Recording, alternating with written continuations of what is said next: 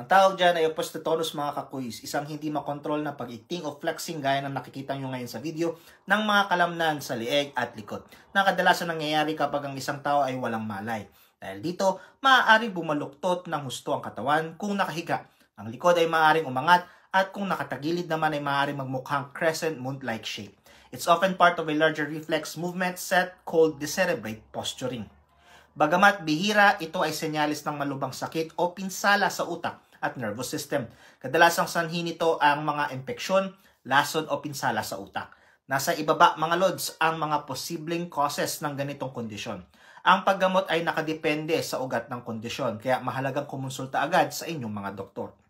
May ilang paraang maaaring makatulong sa pag-iwas nito para hindi na humantong sa ganitong senaryo, tulad ng pagpapabakuna laban sa tetanus at rabies, pagsusuot ng helmet para maiwasan ng pinsala sa ulo, pag-iwas sa ilegal na mga gamot, at pagsusuot ng proteksyon laban sa kagat ng hayop o insekto.